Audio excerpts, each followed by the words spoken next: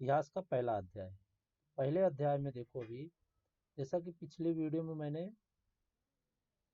यहाँ तक बता दिया था, अभी इसके आगे यहाँ तक मैंने हो बता दिया था। अब यहाँ पे आधुनिक इतिहास लेखन के बारे में। तो आधुनिक का मतलब होता है कि जो 100 साल 200 साल पहले हो चुका है। आधुनिक शब्द का मतलब है कि 100 साल 200 साल पहले जो घटनाएं हो चुकी है उसके बारे में। आधुनिक इतिहास लेखन पद्धति, पद्धति मतलब जो तरीका होता है, उस पद्धति का मतलब है तरीका की। चार प्रमुख विशेषताएं है। विशेषता मतलब उसके खासियत। पहली क्या खासियत है? पद्धति। यह पद्धति वैज्ञानिक पद्धति है। पद्धति मतलब जो तरीका था 100-200 साल पहले का, वो वैज्ञानिक तरीके से खोज की जाती थी।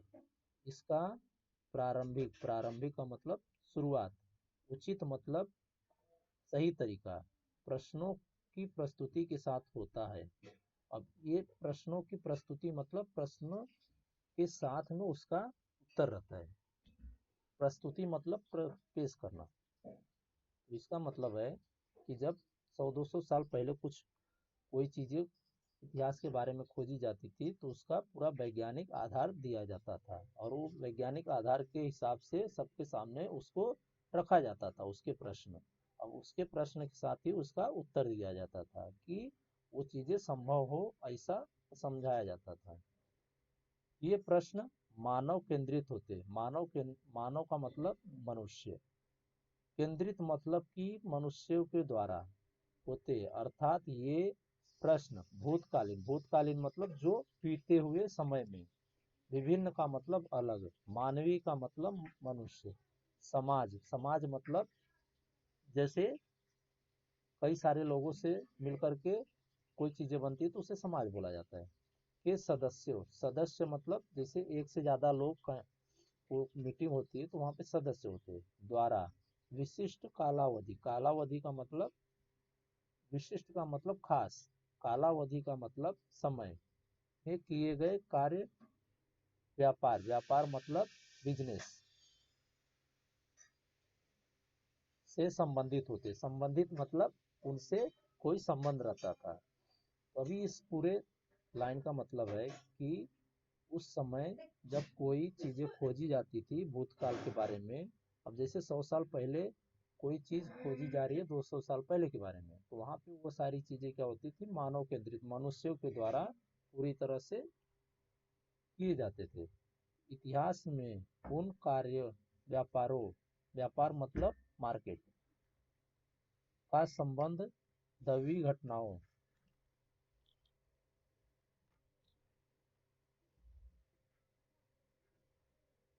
अथवा देवी देवताओं की कथा कहानियों के साथ जोड़ने का प्रयास किया नहीं जाता था। देवी देवता मतलब भगवानों के साथ। कथा कहानियां मतलब उनकी कहानियों के साथ उसके इतिहास, उनके इतिहास को जोड़ना, उनका वो नहीं जोड़ना चाहते थे। उन प्रश्नों के इतिहास में दिए गए उत्तरों को विश्वसनीय प्रमाणों का आधार प्राप्त रहता है। अभी उस समय जब प्रश्न कोई भी आप हल किए जाते थे, या फिर उस समय जब कोई भी प्रश्न तैयार किए जाते थे तो उसका कुछ न कुछ विश्वसनीय मतलब विश्वास करने वाला, प्रमाण मतलब कि उसका उत्तर, आधार प्राप्त रहते थे, मतलब कि उसके उत्तर मिल सकते, ऐसा उन लोग तैयार करते थे। अतः इतिहास की प्रस्तुति अथवा संरचना तर्कपूर्ण, तर्कपूर्ण और सुसंगति बैठने वाली होती है। तर्कपूर्ण मतलब और सुसंगति का मतलब कि जब कोई भी कोई सवाल करे या फिर कोई खोज हो तो उसका कुछ न कुछ जवाब होना चाहिए। भूतकाल में, भूतकाल मतलब जो बीत गया। मानव समाज, मानव मतलब मनुष्य से, समाज मतलब जो मनुष्यों के द्वारा बनाया गया, द्वारा किए गए कार्य मतलब मनुष्य के द्वारा जो काम किया गया, व्यापारी के आधार पर इतिहास में मानव समाज की प्रगति का अनुमान किया जाता है। मतलब कि 200 साल पहले जो कुछ भी व्यापार किया गया, उस वो जो है मनुष्य के द्वारा किया गया, तो उसको मनुष्यों के द्वारा ही उसकी प्रगति का अनुमान किया जाता है। मतलब कि उन लोगों ने जो कुछ भी तरक्की किया था उस समय, अपने लिए जीवन में विकास किया गया था, वो क्या था, मनुष्यों से अनुमान किया जाता है।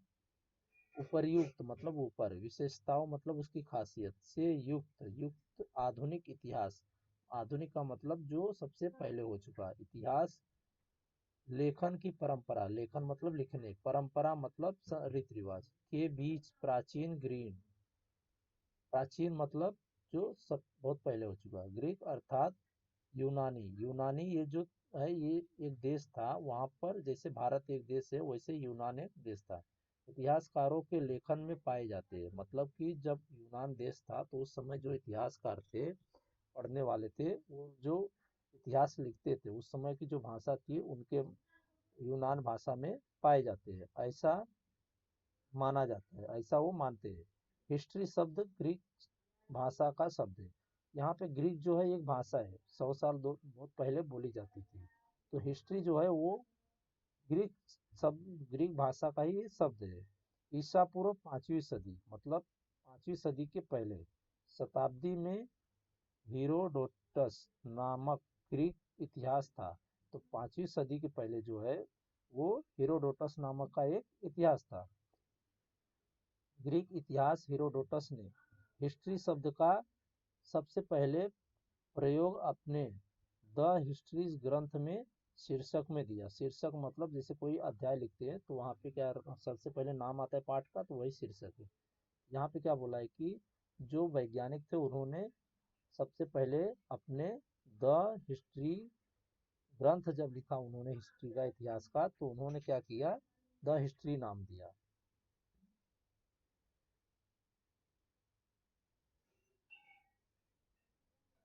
अब यहाँ पे देखो इसके बाद क्या दिया हुआ है, यूरोप में हुए वैज्ञानिक दृष्टिकोण का विकास और इतिहास लेखन। यूरोप जो है देश है, तो यूरोप देश में जो है वैज्ञानिक को, वैज्ञानिक की खोज के हिसाब से उनके देख रेख में जो विकास हुआ उसका लेखन।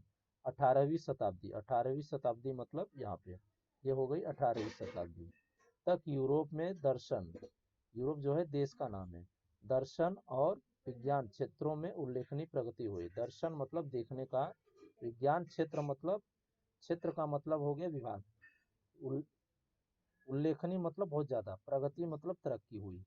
वैज्ञानिक पद्धति का, पद्धति मतलब तरीका, उपयोग करते हुए सामाजिक, सामाजिक मतलब समाज, और ऐतिहासिक यथार्थों मतलब जो इतिहास में बीते हुए का भी अध्ययन करना संभव है। तो 18वीं शताब्दी में जो यूरोपीय देश था उसमें क्या था कि पुराने इतिहासों के बारे में आप अध्ययन कर सकते हो, ऐसा उन्होंने वहां पे लिखा गया।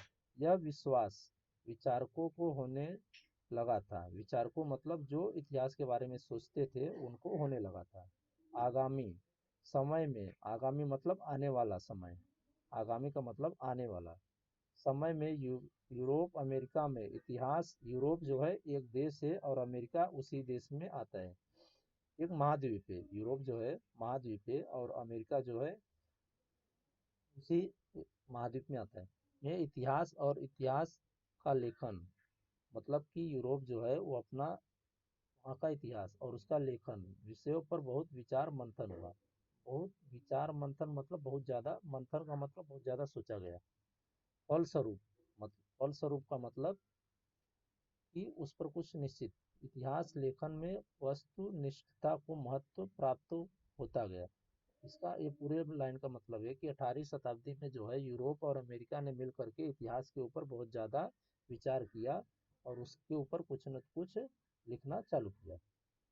18वीं शताब्दी से पूर्व यूरोप के विश्वविद्यालयों में सर्वत्र ईश्वर संबंधी विचार विमर्श करना और उस संबंध में दर्शन जैसे विषयों को ही अधिक महत्व दिया गया।